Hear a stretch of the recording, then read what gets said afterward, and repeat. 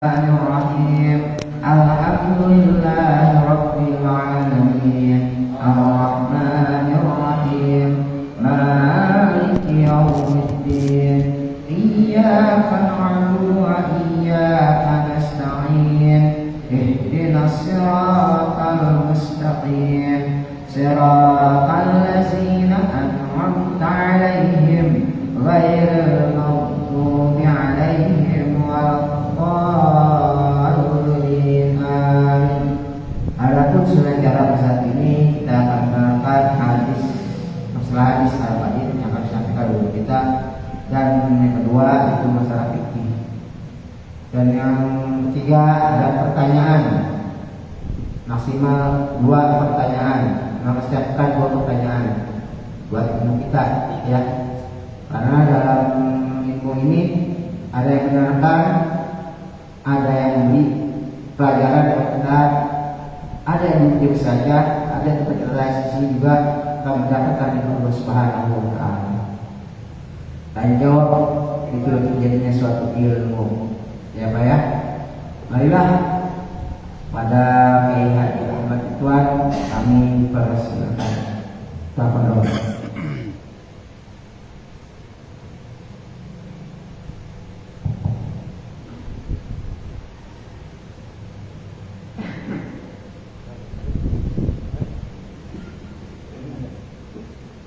Assalamualaikum warahmatullahi wabarakatuh.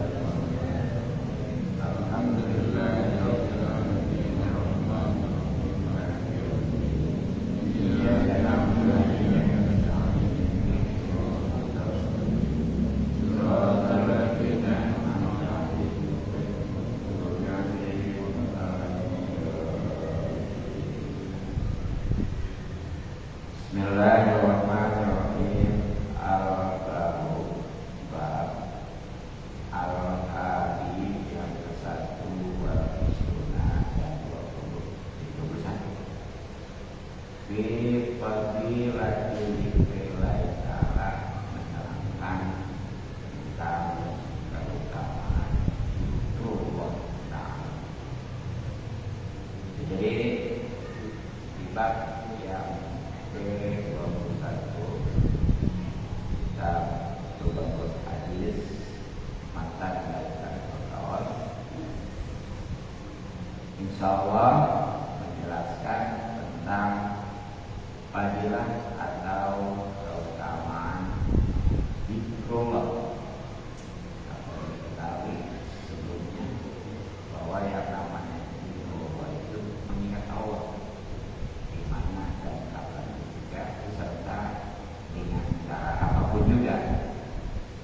Jadi yang namanya itu juga mesti kita baca di mana aja,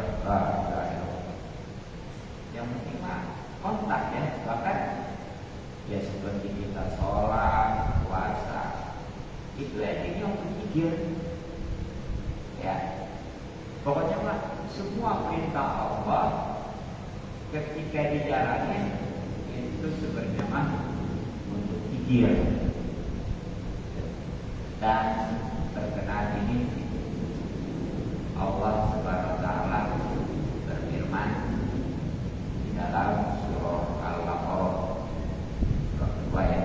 ayat 152. A'udzubillahi minasyaitonirrajim. Bismillahirrahmanirrahim. Wadhkuruni adzkurkum washkuruli wala takfurun. Jawabnya, maka ingatlah atau zikirlah kalian kepadaku, pasti Aku ingat. aku mengingat kalian atau zikir, dan bersyukurlah kalian kepadaku, jangan coba-coba ukur. Nah, berkenaan dengan ayat ini, sekali lagi surat Al-Baqarah ayat 152, para ulama berbeda pendapat, terutama ya, menyoroti tentang zikir dan balasannya Allah. Kayak tadi kan pokoknya mah kalau kita zikir atau ingat kepada Allah, Allah juga ingat gitu ya. Nah tapi ini sekali lagi para ulama berbeda pendapat. Di antaranya sahabat Ibnu Abbas, arti daripada dzikiruni itu maksudnya dengan ketaatan. Sedangkan al-hukumnya Allah ingat ya, itu dengan pertolongannya. Ya bukan ya. Jadi ketika kita zikir itu buktikan dengan taat. Hasilnya nanti Allah pun akan ingat dengan menolongnya. Ya pokoknya mah di balik ketaatan kita itu ada pertolongan Allah. Itu menurut sahabat kita. Kemudian kalau menurut Sa'id bin Jubair, sahabat Jubair, pengertian daripada al-quruni sama tadi, sama bakas, ya, ini kekuatan. Tapi untuk al-qurunnya Allah mengingat ya pada kita, itu maksudnya dengan ampunan. Kesimpulannya mah kalau kita taat itu nanti akan dapat ampunan Allah. Nah kemudian menurut Fudel bin Iyad, mungkin sudah tadi ya, pertama pengertian dari zikir-zikir itu adalah sama itu masih ketaatan. Tapi ketika pengertian Allah ingat kepada kita, itu maksudnya pahala. Kesimpulannya ketika kita sholat, ya Allah beri pahala. Itu tiga versi ulama ini. Kemudian Kalau menurut Ibnu Kisan, pengertian dari Al-Quruni, nah inilah ini. Justru pengertian zikir di situ adalah dengan syukur. Padahal di akhir ayat itu tadi ada wasyukur ya, wasyukur gitu ya. Tapi ini saya Ibnu Kisan pengertian daripada zikir di situ dengan syukur. Nah, hasilnya nanti keutamaan keuntungannya yang Allah mengingat kita itu dengan tambahan. Jelaslah kalau yang namanya syukur mah identik dengan tambahan sebagaimana dalam surat Ibrahim itu ya, la ilaha la aziz dan agung. Kemudian pendapat ulama yang lain juga nih macam-macam ya. Pokoknya mah ada yang pengertian zikir situ tauhid dan iman ya. Kemudian hasilnya tentunya dengan derajat dan surga. Ada juga ya yang menafsirkan pengertian ingat atau zikir kepada Allah itu ya dengan apa namanya dalam apa namanya batinnya ya, di hati gitu ya, kopi ya.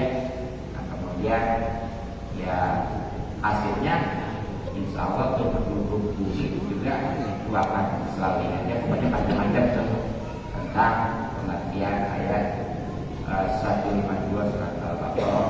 Yani ketika kita zikir kepada Allah, pasti Allah juga zikir atau dengan macam-macam tadi alasannya. Ada apa? Ada yang Allah sebagaimana setiap bab itu ada ayat 10 hadis, maka dalam bab itu juga sama.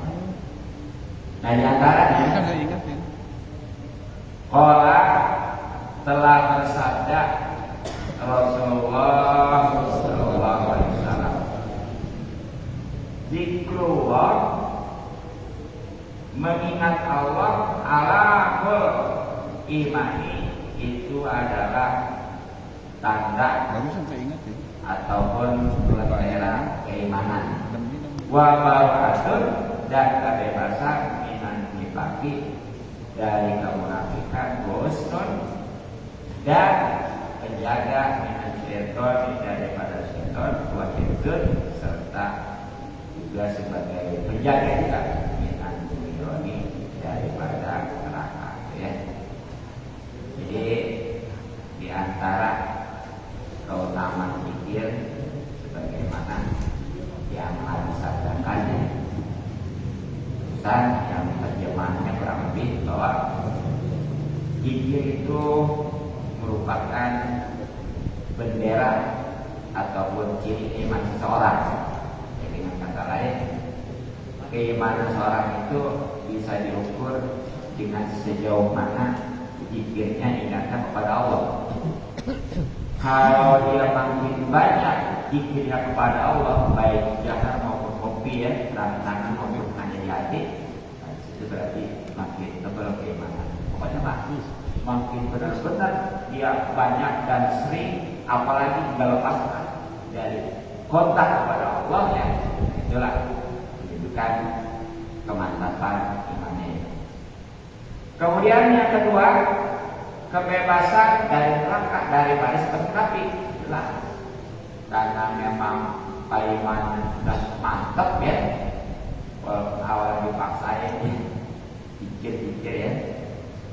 Nah, kesananya insya Allah akan bebas daripada kemunafikan. Makanya orang-orang yang munafik itu bisa kemungkinan bahkan bisa dipastikan ya, karena dia itu jarang zikir kepada Allah Subhanahu wa taala ya. Jarang ingat dia orang kalau itu nggak bakalan berani munafik ya ataupun berbuat maksiat gitu. Nah kemudian yang ketiga itu menjadi benteng daripada setan. Ya memang ini kalau hati sudah dipenuhi dengan zikrullah, itu udah nggak ada tempat untuk yang lainnya. Ya. Tapi kalau nggak dipenuhi, nggak diisi, alhamdulillah. Makanya wajar kalau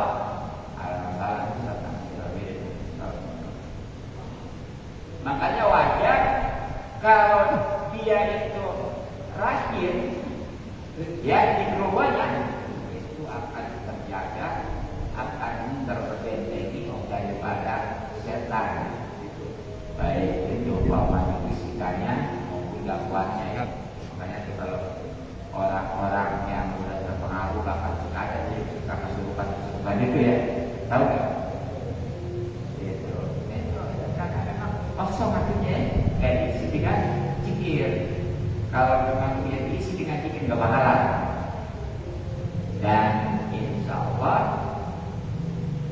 yang keempatnya, kalau orang itu zikir ya, itu akan terjaga dari neraka. Dengan kata lain, insya Allah nanti dia tidak akan masuk neraka gitu ya.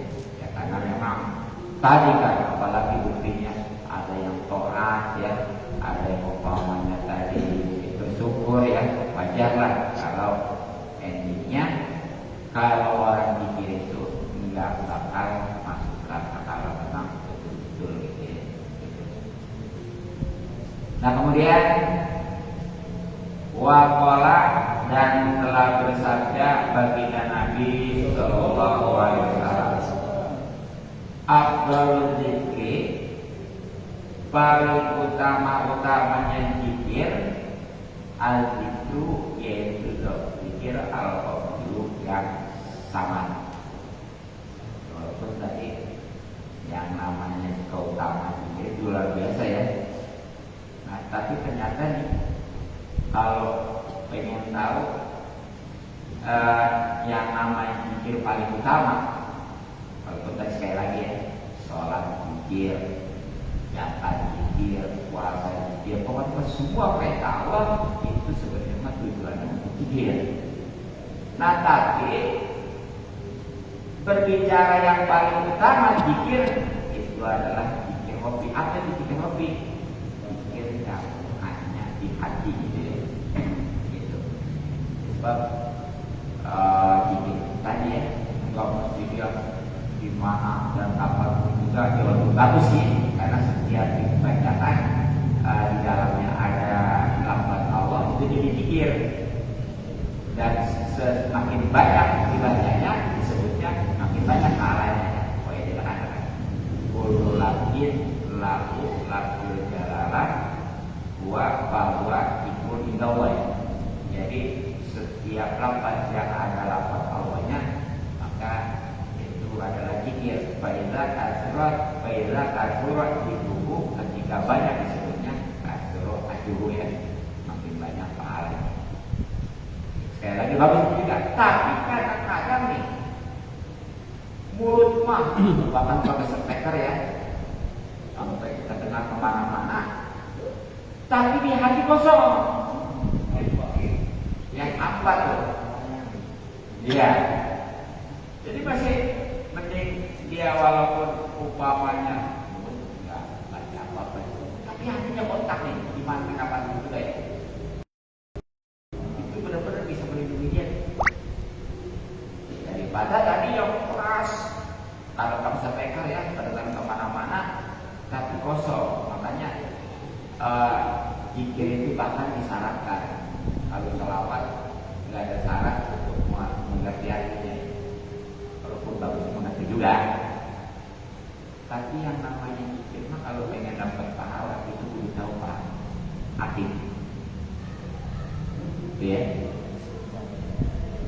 Ya seperti umpamanya la ilaha illallah ya kan. Ya, apa bagaimana? Ya Tuhan selain Allah gitu ya, ya. Kalau kita pilih banyak itu, dia ada Tuhan yang menghak disembah dengan sebenarnya kecuali Allah gitu ya. Dia ada Tuhan yang beri, dia ada Tuhan yang beri kecuali Allah. Pokoknya macam-macam gitu ya. Gitu. topik itu ya luasnya. Gitu. Ya, dan kalau memang sudah tahu artinya, apalagi benar-benar maknanya, itu sangat puas. Ya, sebab itu ketika kita membaca la ilaha illallah dengan pengertiannya yang betul-betul sudah mencakupi seluruhnya kehidupan ini. Ya, kata-kata contohnya seperti kita baca Subhanallah ya, bahkan dengan sholat 33 kali. Itu kita mulut bicara baca Subhanallah, hati nanti masih Allah gitu ya. Jadi mulut baca Subhanallah, hati masih Allah itu. Nah, sementara itu ya, apalagi kalau sudah bisa ngapain Subhanallah, Maha Suci Allah dari ketidaksempurnaannya, bukan dari kekurangan, bukan dari ketidaksempurnaan. Nah, kemudian ketika baca Alhamdulillah, mulut baca Alhamdulillah, hati segala puji bagi Allah. Itu baru di akhir puji itu ada 4 yang ya minimal sudah saja segala puji bagi Allah, segala puji bagi Allah, segala puji bagi Allah gitu. Dan ketika baca Allah Akbar, mulut baca, hati Allah Akbar. Allah saja gitu ya. Misalnya tuh, pokoknya mah jangankan sampai banyak, sedikit juga kalau memang benar-benar dipahami itu puas. Makanya kadang-kadang bukti ya, banyak orang tuh yang istilahnya ria tuh, dia jangankan 1 minggu 40 hari 40 malam nggak makan dan kuat. Walaupun dia untuk ngilangin keharaman puasa besar, dia syaratnya kalau maghrib ya sekedar aja gitu ya. Tapi nggak selama 40 hari 40 malam itu nggak makan kuat ya. Apalagi seperti kalau udah viral ya, yang namanya Sunan Kalijaga, itu ketika di ngejaga itu berapa tahun ya, nggak makan nggak minum kuat. Kenapa tuh? Sudah diisi dengan Allah hati puas. Makanya kalau orang masih stres, masih haus, masih galau aja, itu cirinya hatinya nih. Ya akhirnya gitu kan gitu ya, karena kurang pikir Allah, jadi sakitnya nanti mah gitu ya. Itu kalau orang-orang yang benar-benar main tahu, nggak bakal stres, nggak bakal yang penyakit batin. Makanya tidak ada terapi untuk obatin penyakit lain maupun batin ya, itu dengan zikir ada sih, benar-benar nih. Ini yang namanya zikir hobi itu adalah ya adalah zikir yang di dalam hati ya, itu paling utama. Kalau nggak bisa tadinya menjaman hobi kagak daerah kagak gitu ya, dia banyak itu ngapain dia mau ayam apa kacau gitu ya, dia berdiam aja gitu zikir. Karena proses ya biasanya awalnya sih dijalan dulu gitu biar langsung masuk ke hati, biar seperti ini, biar benar-benar nih tubuh kita ini terisi ya dengan yang namanya zikir, sehingga artinya mudah.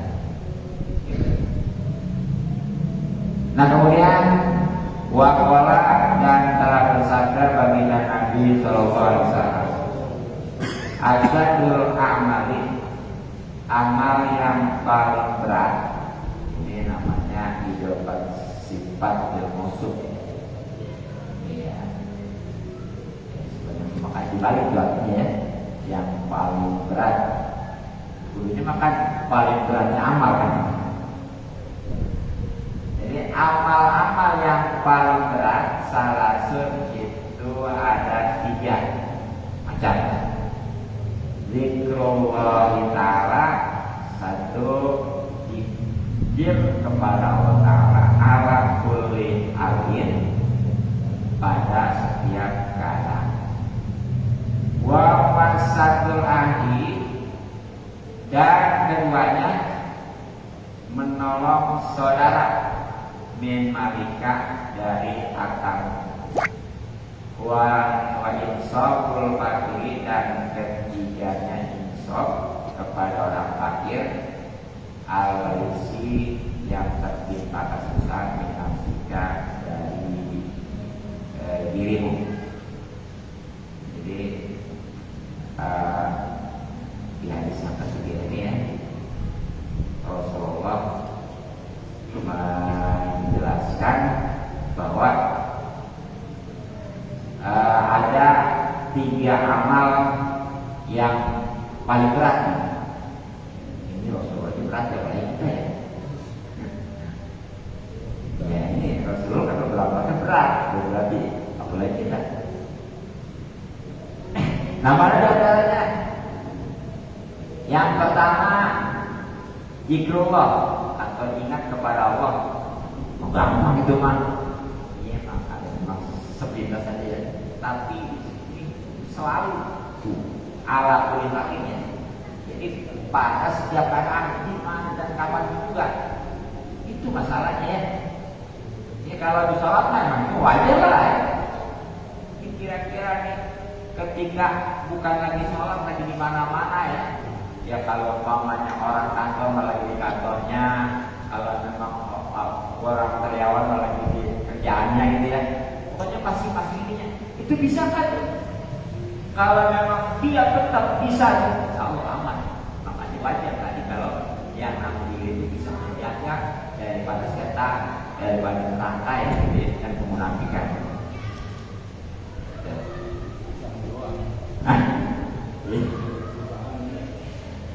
Nah, itu yang pertama.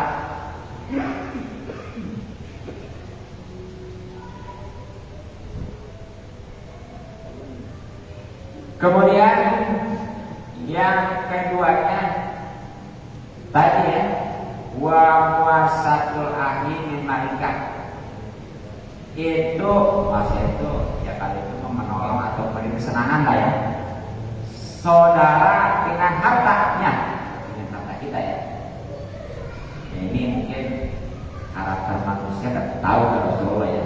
Biasanya kalau keluar harta sendiri untuk nolong atau nyenangin orang lain itu agak sulit ya.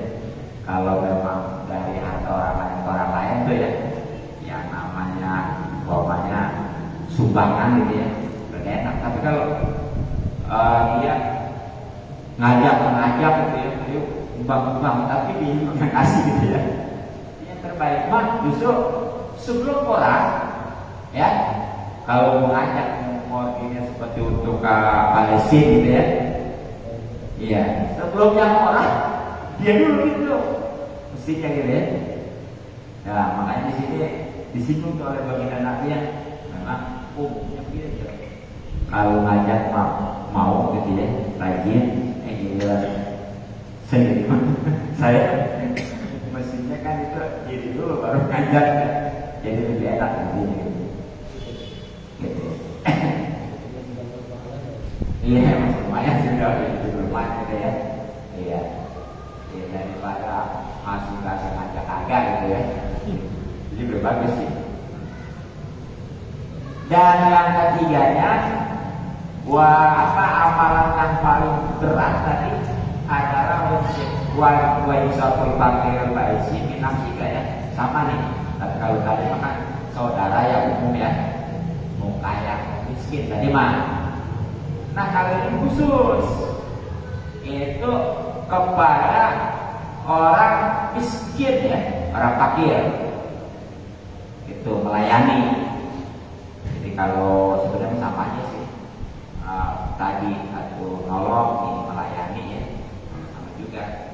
Itu kan cuma bedanya kalau tadi mau umum ya, dan sifatnya tadi mah ekonomi.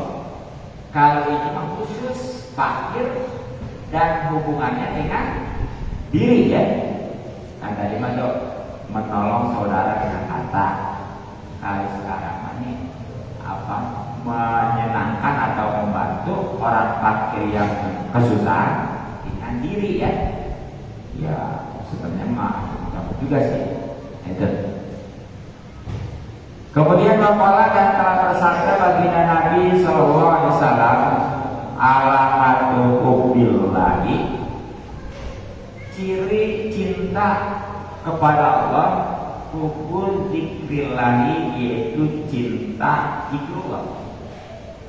Wa alamatu hubbillahi, dan ciri murka kepada Allah, hubbul dzikrillahi azza wa jalla, yaitu benci zikrullah azza wa jalla.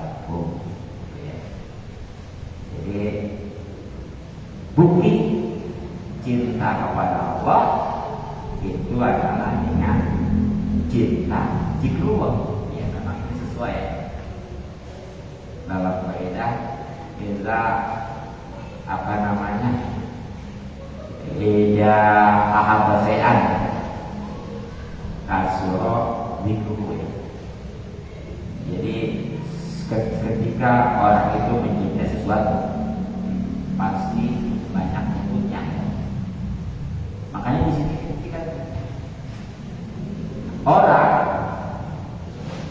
buktinya kalau memang cinta Allah, dia banyak mengingat Allah, terus lagi banyak mengingat Allah. Alhamdulillah ya. Tapi ini tanpa disadari, ternyata terus sebaliknya, bukti murka benci kepada Allah, benci kepada Allah itu juga benci kepada mengingatnya, menyebutnya. Makanya kita jangan dianggap remeh tuh lah namanya jika mengawasi ini, walaupun gak wajib, takutnya nanti lama kelamaan jadi kebiasaan, bahkan terpatri di hati, udah ketemu lagi. Karena yang namanya pikir ya, jadi kata lain benci ya. Dan itulah hakikatnya adalah benci juga kepada Allah Subhanahu wa ta'ala. Jangan sampai ya gitu. Nah kemudian waqala, dan telah bersabda baginda Nabi sallallahu alaihi wasallam, hikayatan sebagai menceritakan anilah ta'ala dari Allah ta'ala, aku ma'adi itu beserta persangkaan hambaku. Bila rataroni, dimana ketika hambaku mengingatku, kuatan arokat dan bergerak pilih karenaku, siapa tahu dua bibirnya, siapa tahu lidahnya, lisan, bibir ya. Jadi berkenaan dengan zikir ini ya, baginda Nabi sallallahu alaihi wasallam bersabda juga. Nah cuma ini mah menyampaikan firman Allah. Nah inilah yang dinamakan dengan hadis qudsi ya. Jadi ada Al-Quran, ada hadis qudsi, ada hadis Nabi. Ini harus bedakan ya. Kalau Al-Quran itu lafaz dari Allah, makna dari Allah, dan sifatnya mukjizat. Makanya nggak boleh sembarangan itu megang, bahkan membaca juga ya. Kan kalau pakai orang yang ada mah ada kecil ya, nggak boleh megang juga. Nah kalau yang punya ada besar, maka baca juga boleh. Sedang adapun kalau yang namanya hadis qudsi sama juga, lafaz dari Allah, kemudian makna juga dari Allah, tapi bukan jadi mukjizat.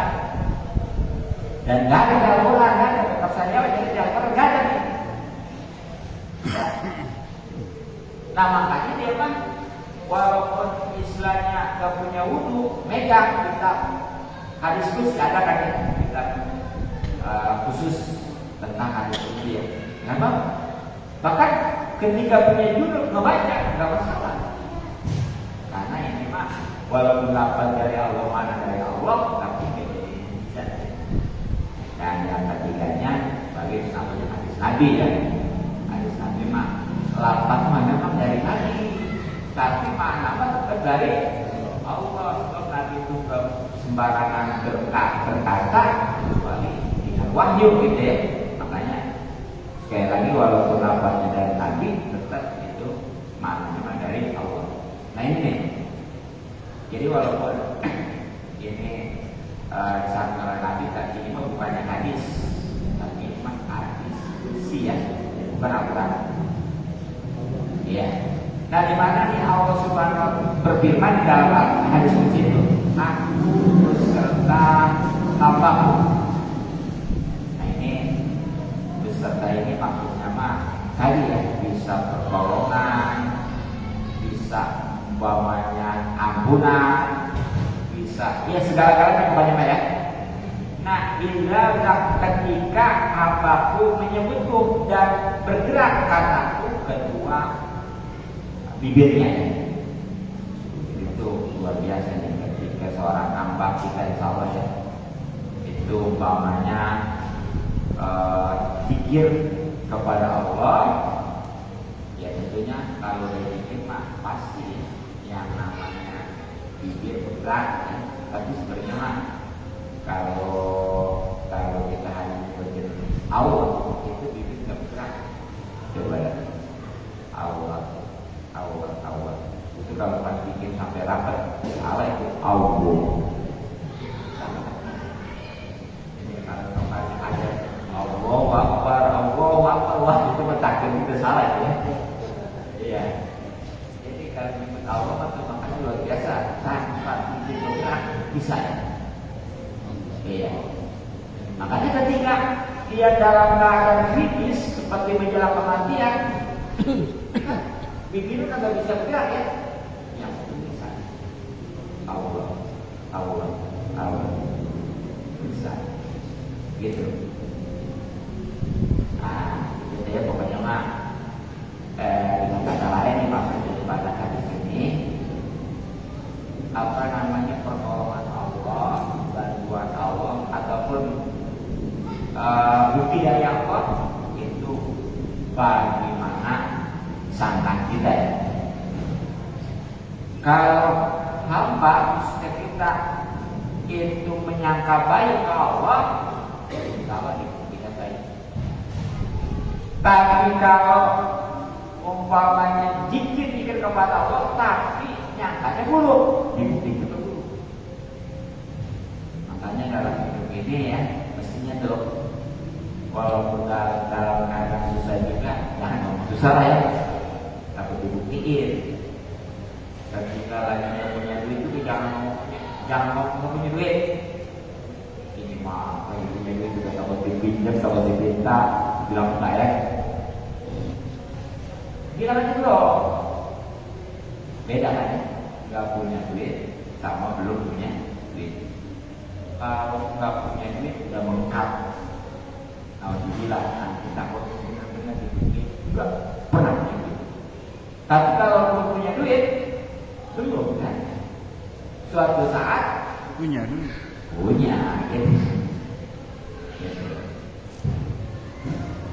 Nah itulah mungkin ya beberapa hadis